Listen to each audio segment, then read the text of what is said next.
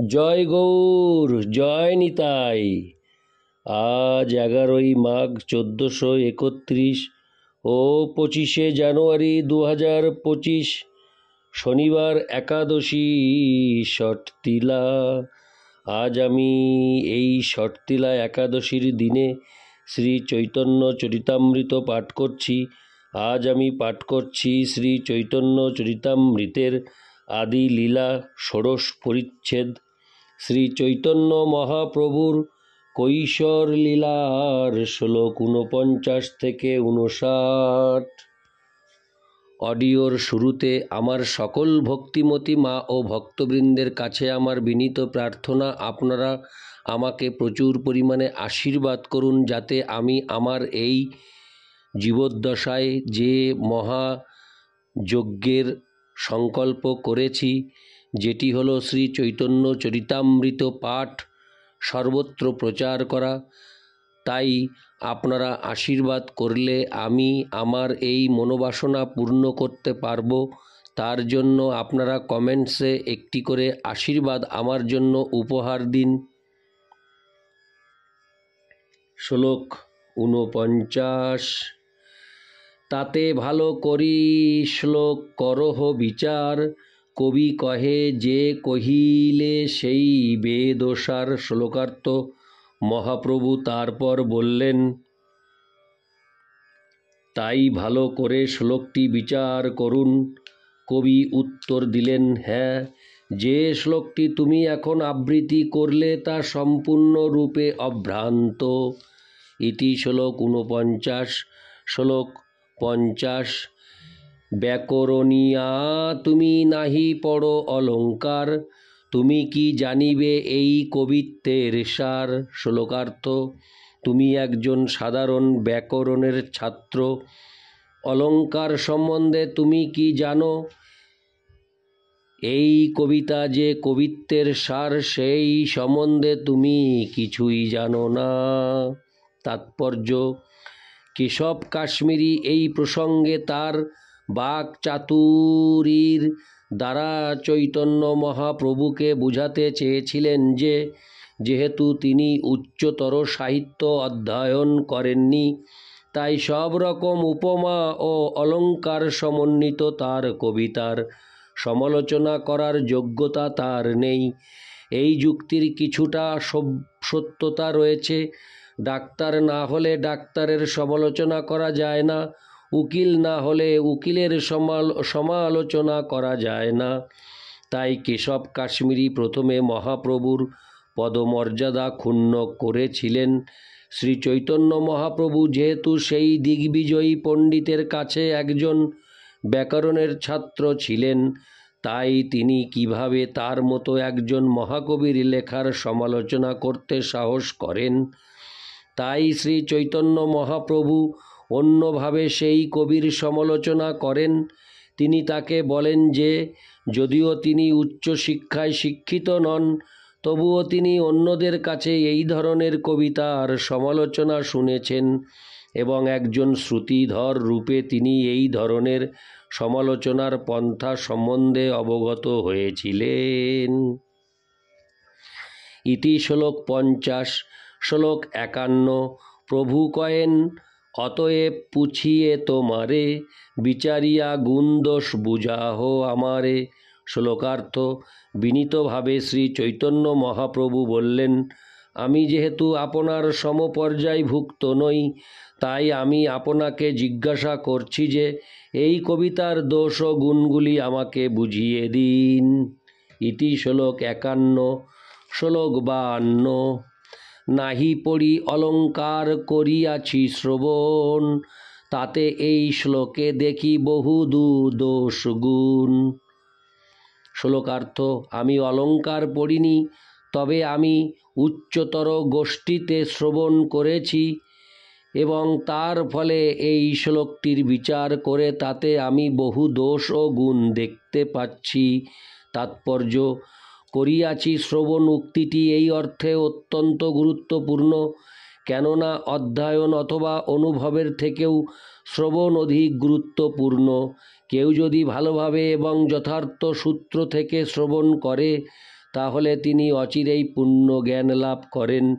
এই পন্থাকে বলা হয় শ্রৌত পন্থা বা নির্ভরযোগ্য সূত্র থেকে শ্রবণ করার মাধ্যমে যথার্থ জ্ঞান লাভ করা। সমস্ত বৈদিক জ্ঞান লাভ করার পন্থা হচ্ছে সদ্গুরুর শরণাপন্ন হয়ে তার কাছ থেকে বেদের প্রামাণিক জ্ঞান লাভ করা। এই জ্ঞান লাভ করতে হলে উচ্চশিক্ষিত হওয়ার প্রয়োজন নেই। তত্ত্বজ্ঞানী পুরুষের কাছ থেকে এই জ্ঞান লাভ করতে হয় এবং যথাযথভাবে শ্রবণ করার মাধ্যমে এই জ্ঞান লাভ করা যায়। এই পন্থাকে বলা হয় অবরোহ পন্থা। ইতি শ্লোক 52। শ্লোক 53। কবি কহে কহ দেখি কোন গুণ দোষ, প্রভু কহেন কহি শুনো না করিহ রোষ। শ্লোকার্থ।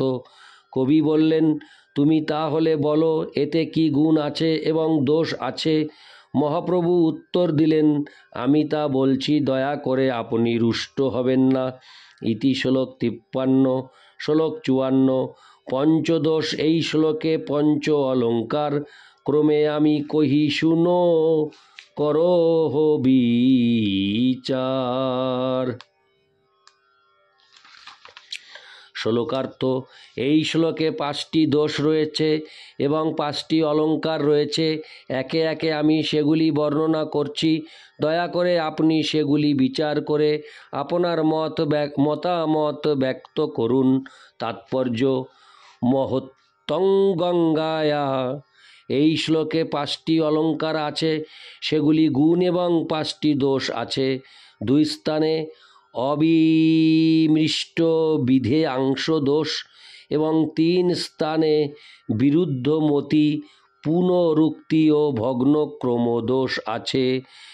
বিমৃষ্ট মানে হচ্ছে পরিষ্কার এবং বিধে আংশ মানে হচ্ছে বিদেহ এর অংশ। ব্যাকরণের সাধারণ নিয়ম হচ্ছে যে প্রথমে উদ্দেশ্য এবং তারপর বিদেহ উক্ত হয়। যেমন কেউ যখন বলে এই মানুষটি বিদ্বান, সেই বাক্যটি ঠিক, কিন্তু কেউ যদি বলে বিদ্বান এই মানুষটি, তাহলে সেই বাক্যটি ভুল। এই ধরনের দোষকে বলা হয় অবিমৃষ্ট বিধে আংশ দোষ বা অপরিচ্ছন্ন বাক্য গঠনের দোষ। সেই শ্লোকের বিষয় হচ্ছে গঙ্গার মহিমা। তাই ইদম এই শব্দটি মহিমার পশ্চাতে প্রয়োগ না হয়ে পূর্বে হওয়া উচিত ছিল। সেই বিষয়টি জ্ঞাত, তাই অজ্ঞাত বিষয়ের পূর্বে স্থাপন করা উচিত, যাতে তার অর্থ বিকৃত না হয়ে যায়। দ্বিতীয় অবিমৃষ্ট বিধে আংশ দোষটি হচ্ছে দ্বিতীয় শ্রীলক্ষ্মীরিব। এই রচনায় দ্বিতীয় শব্দটি বিধেয় বা অজ্ঞাত। অজ্ঞাত বিষয়টি পূর্বে প্রয়োগ হওয়ার ফলে দ্বিতীয় শ্রীলক্ষ্মীরিব শব্দটি আর একটি ভুল। দ্বিতীয় শ্রীলক্ষ্মীরিব শব্দগুলি লক্ষ্মীদেবীর সঙ্গে গঙ্গার তুলনা করার জন্য ব্যবহৃত হয়েছে, কিন্তু এই দোষের ফলে এই জটিল শব্দটির অর্থ বিভ্রান্ত হয়ে গেছে। তৃতীয় দোষটি হচ্ছে ভবানী ভূর্তু শব্দে বিরুদ্ধমতি দোষ। ভবানী হচ্ছেন ভব বা শিবের পত্নী, কিন্তু যেহেতু ভবানী শব্দে শিবপত্নীকে বোঝায়, তাই তার ভর্তা বা পতি শব্দটি ব্যবহার করার ফলে তার অর্থ হয়ে দাঁড়াচ্ছে শিবের পত্নীর পতি। সুতরাং তা বিরুদ্ধ অর্থবাচক, কেননা তার ফলে মনে হয় যেন শিবের পত্নীর অন্য আর একজন পত্নী হরে কৃষ্ণ কেননা তার ফলে মনে হয় যেন শিবের পত্নীর অন্য আর একজন পতি রয়েছে।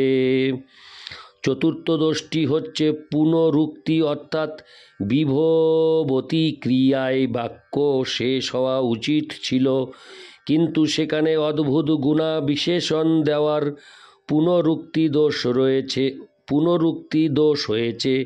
পঞ্চম দোষটি হচ্ছে ভগ্নক্রম দোষ, অর্থাৎ প্রথম, তৃতীয় ও চতুর্থ এই 3 পাদে তকার রকার এবং ভকার এর অনুপ্রাস আছে, দ্বিতীয় পাদে অনুপ্রাস নেই, তাই এটি হচ্ছে ভগ্ন ক্রমদোষ।